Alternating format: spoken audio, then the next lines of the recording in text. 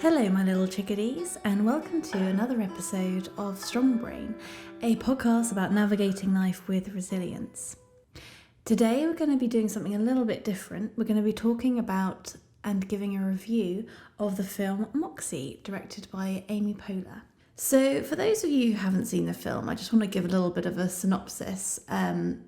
So Moxie, as I said, is directed by Amy Poehler and is based on a book written by Jennifer Matthew, who is an author and an English teacher.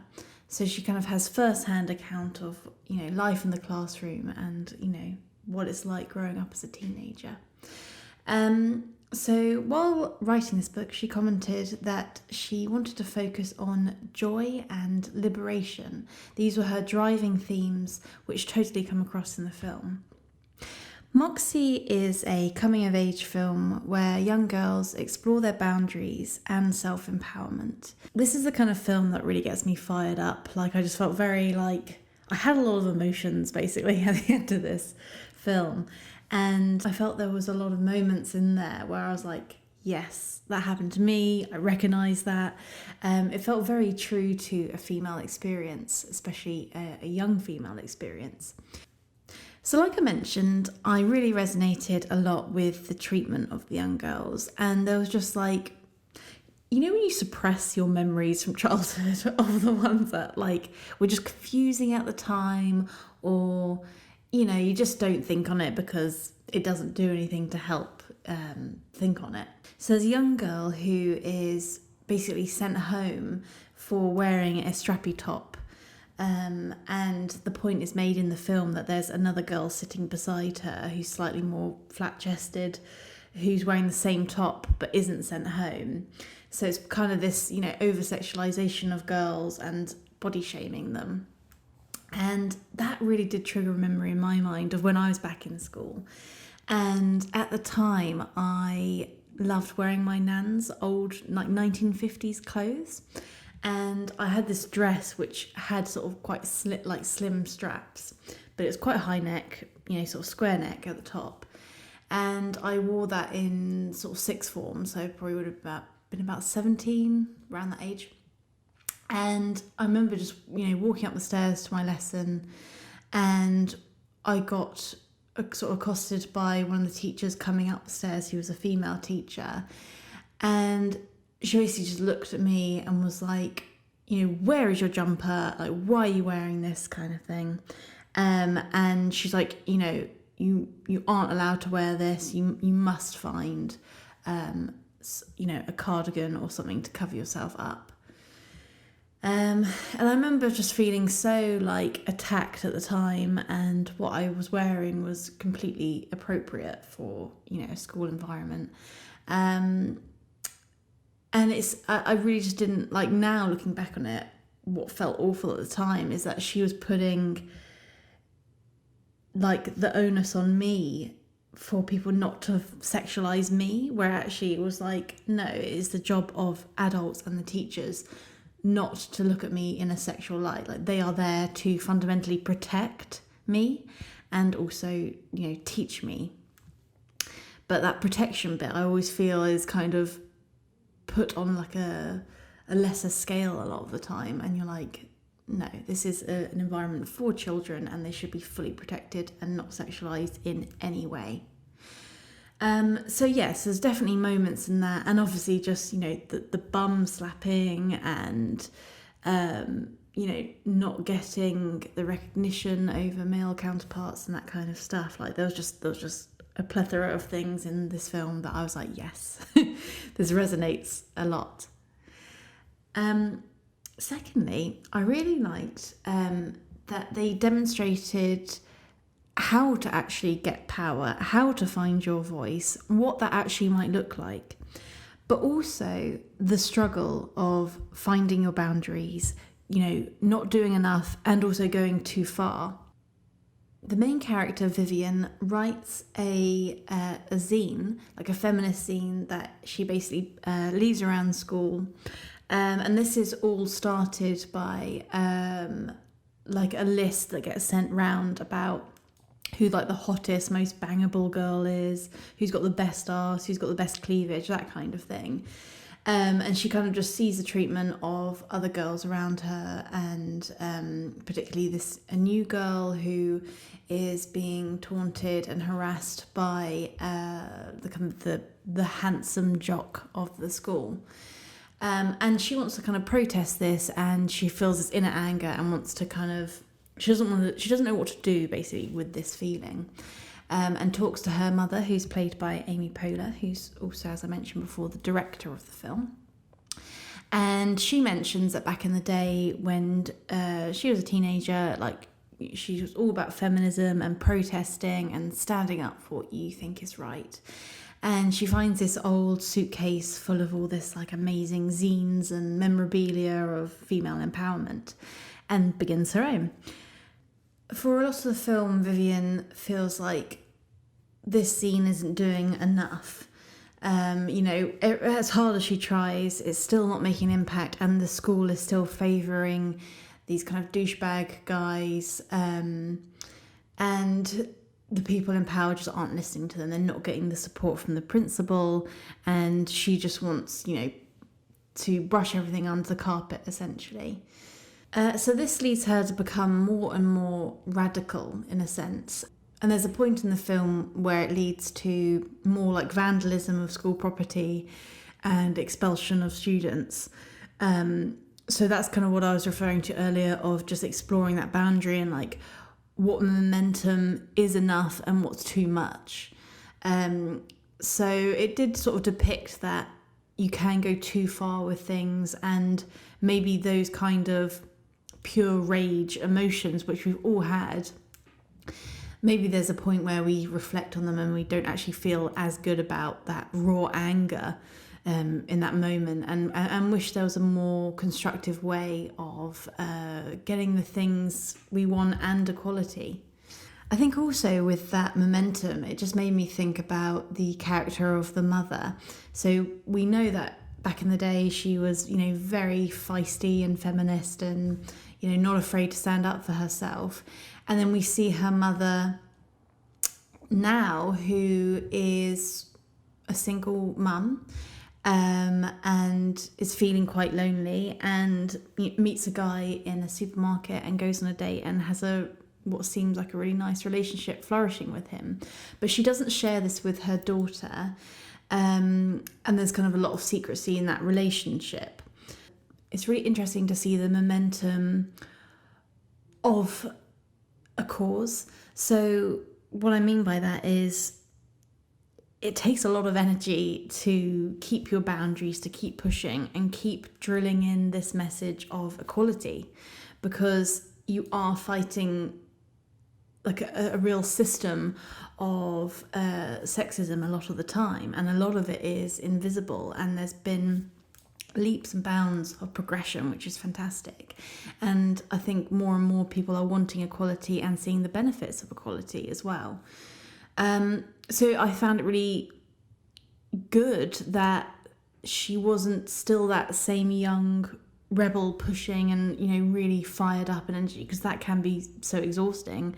And there are moments in your life where you do just want peace, or you feel like you've fought your plot of ground. So I did like that there showed that there is a place and a time and different stages of your life where you want to fight and where you don't. And that's not to say that later on in her life she might not pick up the fight again, or, she's obviously instilling that fight in her child and wanting her to be the difference, wanting her to be the future, which I think is great. And that is how it should work. Like, you should pass on the good lessons that you have learnt into future generations and hope that they keep improving on it and keep that going. So I just thought that was really lovely to show the different sort of stages of maturity and phases of your life, because there are just so many phases of everybody's life. The next thing I really liked about the film was that they did cover intersectionality, which I think can quite easily be glossed over or missed, especially with the character of Claudia, I thought she was quite interesting because she had a very different approach to this way of becoming empowered as everyone else did. You know, she didn't want to be as in your face. She didn't necessarily feel, because she was from a conservative immigrant background, she found it a bigger risk to go against the rules and to jeopardize her future and her education, which I think is brilliant to cover because that is a thing.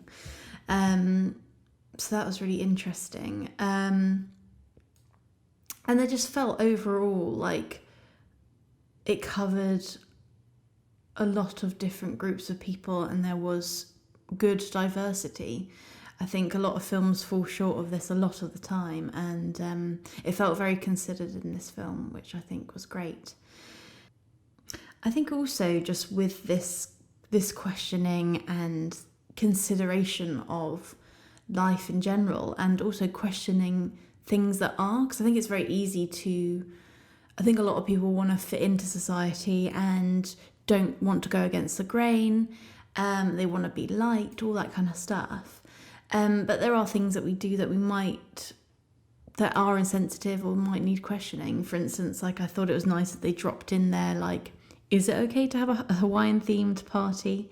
And her mother mentions that they used to have sessions where they called them powwows, and obviously, you know, that was culturally insensitive.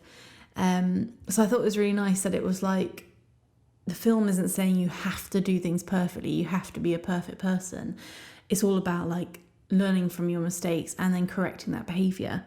I think a lot of people as they grow up, they say, you know, oh, I'm too old to change, or this is how it is, or this was the culture I grew up in. But I think what the film demonstrated really well is that you can change, and you can say you're wrong, and you can say things can be better. So yeah, I thought that was really great.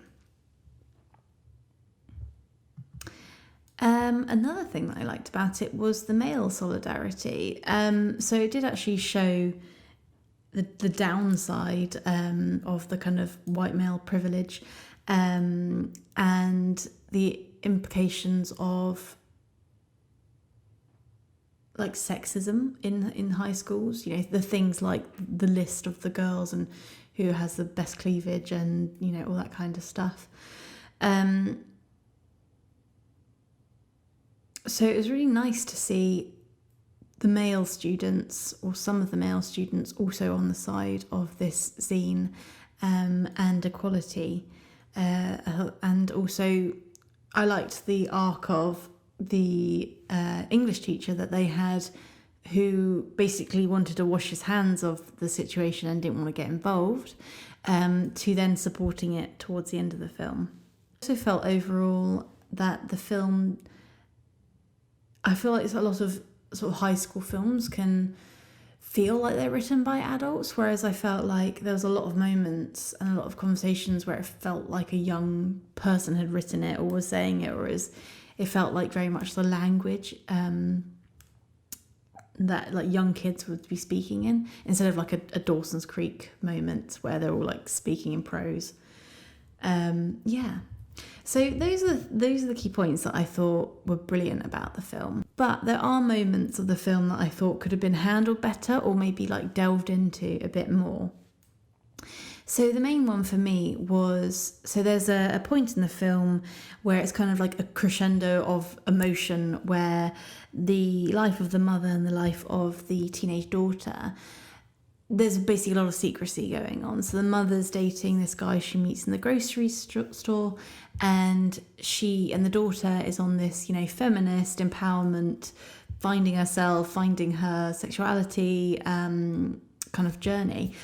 And there is a moment where everything's going wrong for the young girl, and she's crying in her bedroom, and her mother comes into the room. So the mum is just kind of listening to her daughter exploding, and the daughter lists things that, you know, she might get expelled from school. She's kind of screwed over her best friend. she's about to have sex for the first time with her boyfriend, and also that she is missing her father and is upset that she's not spending Christmas with him, and feels like this new guy in her mother's life is, taking that father's role. So in that, you've got so much going on. As a mother, I would take that moment, to sit down and talk to my daughter about that, or, give her space and then talk about it. But there was never a scene after that explosion. So what happens is she has this emotional explosion, lists all those things that she's, that are going on in her life and why she's upset. And then the mother just kind of is a bit in shock and then just leaves the room. And I feel like if the character of the mother is this kind of, feminist, she seems very she comes across really well, really loving mother. She's listening to her daughter. She's understanding her struggles throughout the film, but just not in this particular moment.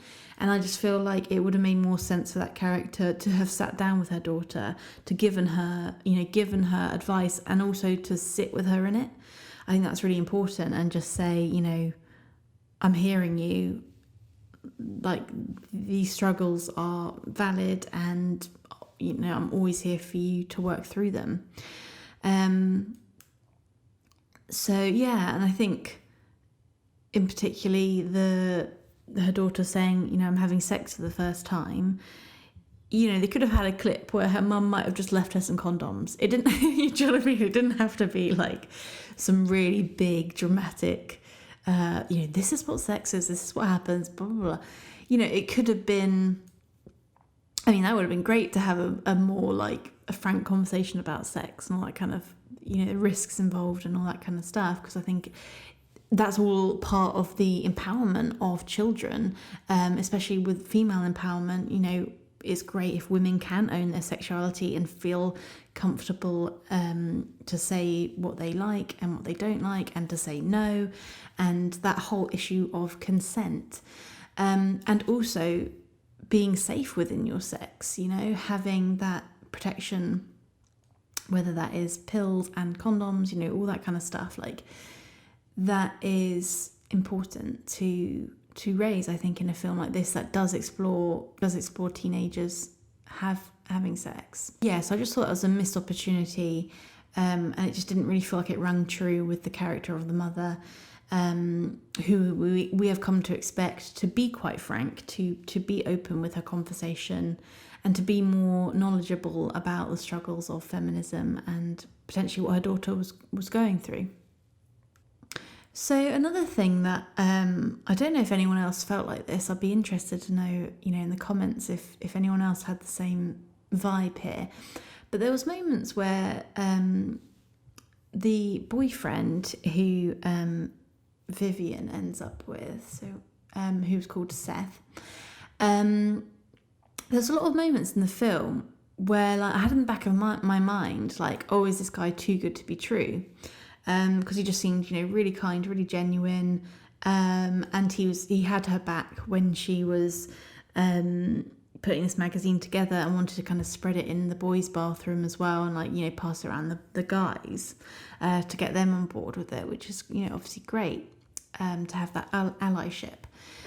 But there was just some scenes that I was like, oh, this is weird, and is it going to lead us down a different story plot for him, that maybe he isn't as good as he appears, or that he was going to be involved in some sort of sexual consult scandal, or something like that. So there's a scene where the protagonist and her best friend go to a sort of a party, and they're a little bit out of their comfort zones. They kind of stick together and wander around the house, and then as they're coming in to one of the rooms, Seth, her future boyfriend, is walking down the stairs, and he sort of shiftily looks back up the stairs. So I don't know if it's because I've seen too many of these sort of teenage dramas where there is kind of a sexual assault or something that happens upstairs, or something. But I was like, oh no, is he involved in something? Is there something going on there? But then that came to nothing. So I was like, okay. And then he takes Vivian, the main character, from this party and takes her to a morgue. So in my head, like, my head's completely going down a different storyline with this guy. And I'm like, is he just really like a shifty fucker? Like, what is happening here? But then nothing comes of that either. And it's just meant to be this romantic first date type thing. But I'm like, really? In a morgue? Like, it's a little bit twisted. And I don't really know if it, again, fit with the characters. Like, is this a place that he's hanging out? So his reasoning for being there was that he skateboards there a lot. But really, that could have been placed anywhere. Like, I don't really understand the significance of the morgue bit. And then they're kind of playing around with, like, parts of, like, that you'd have on a tombstone or on the grave. So, like, one of those, he has, like, a little heart in his hand, like a stone heart, and he's, like, pretending to give it to her in like a romantic gesture. And then they're kind of, like, playing around. And I'm like, I don't know if it's just a bit disrespectful in my head, but maybe I'm looking into that a bit too much. And finally, the other thing that I think I just felt overall such sense of joy, and I was really glad that there was a film like this that's out there for young girls and boys to see, and hopefully feel like not alone, and hopefully feel like empowered, and that they can find their voice too. However, I did think the ending was a little bit idealistic. I don't know if it's the English in me and not having those big American endings, but there were some things that didn't feel quite rang true about it. So, for instance, the vandalism. So the main girl gets away with quite a lot of the things, and obviously her intentions were good. Like, she was trying to provide a service to the girls that the school weren't. But there were things I'm just like, I'm pretty sure she would still get reprimanded for school vandalism. And also her best friend being expelled for something she didn't do wasn't also resolved very well either. And it might have been good to also show how the victim of sexual assault actually got some help, like actually showed the principal doing something for a change. I think the only thing the principal really does in the end is calls the sort of the jock, the sort of the idol of the school into her office, but we don't see anything of that. We don't see what happens to him. But it definitely was a really good feel-good ending. Like, I felt like it was a really good, solid film, and I really, really enjoyed it. So I guess maybe from an adult perspective, I was kind of thinking, in reality, this is going to be grittier. But obviously, I am not the target audience for a film like this. So I think, in a way, it is good to have something that just feels purely uplifting and empowering, and is a start to questioning these things. Yeah, so I'm basically giving this film a big 2 thumbs up, and would love to know your opinions in the comments below. And I would love to know your thoughts on the film. What were your high and your low points? And yeah, I'm a massive fan of Amy Poehler, and I think her voice really shone through on this, and I feel like she achieved what she wanted to achieve with it, which is fantastic. And so that wraps up my first review. So as always, I always want to wrap up my podcast with what are our lessons of resilience, with what I've been talking about today. And I think the main takeaway for me was always stand up for yourself, even when it's exhausting. I think there are moments and there are seasons in our life where fighting just seems way too much, but know that there is a time where you will have energy and enough will be enough. And you can always find that power within inside yourself to say no to things, to say this isn't good enough, to say how things can be better and how people can act better. I think that is a massive takeaway, and that just takes all of your resilience, really, doesn't it? Like, to keep your boundaries. Like, boundaries is something I definitely want to talk about in the future, but it's so easy to lose them and lose sight of them, or not even have them in the first place. So I definitely think like there is resilience in finding your voice and keeping that going, keeping those boundaries and keep on pushing forward. I hope to always do that in my life, where I can. But I think it is good to recognise that it is a struggle and it does take a lot of energy to do that. So I think fundamentally look after yourself, and if things don't feel right, question why, and question the people doing it as well. Maybe they are aware, maybe they just need, teaching, and it can be a learning experience. And that's kind of my takeaway from it all. So yeah, I would love to know your thoughts. Please leave comments below, and have a wonderful day.